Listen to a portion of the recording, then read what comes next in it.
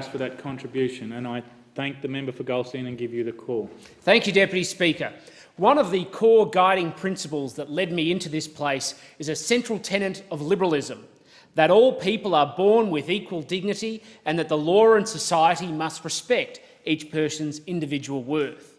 And that is why I'm disturbed to hear of recent reports that Hurstville Boys campus of Georges River College recently considered it acceptable to advise female visitors that some young men may not shake their hands because of their interpretation of their Muslim faith.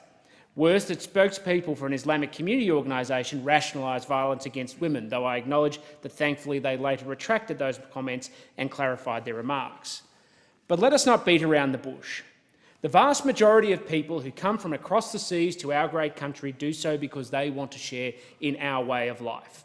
That is why they leave their homeland and gamble their future. They know that what we offer, as imperfect as our liberal democracy may be, to provide the best opportunity for every individual to fulfil their dreams, and what we offer is better than any of the other alternatives. And it is only a select few who feel otherwise.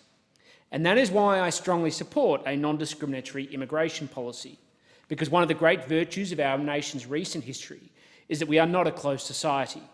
We accept new Australians of all backgrounds, so long as they want to write their own positive chapter in the continuing story of our great nation.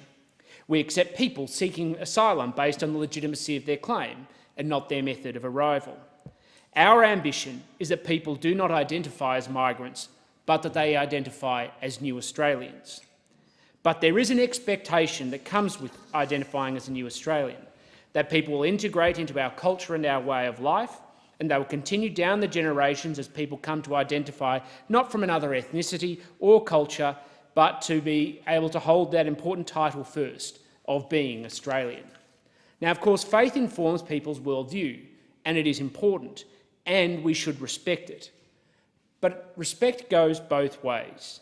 That requires children to be raised to understand that they must treat others with mutual respect. When one person treats another person differently for an unjust reason, we traditionally have a word for it. It's called bullying.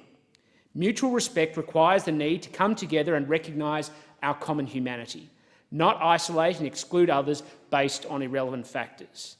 Because at the heart of the success of modern Australia is that all people should be treated equally in the law, and we have a society and culture that prioritises that mutual respect.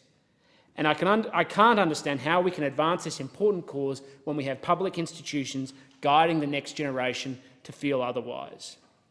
One of the great hopes I have and knowledge that I carry in coming to this place is that the people of Goldstein strongly agree with me, and I hope that all other members will share that sentiment as well. I thank the honourable member for that contribution. I give the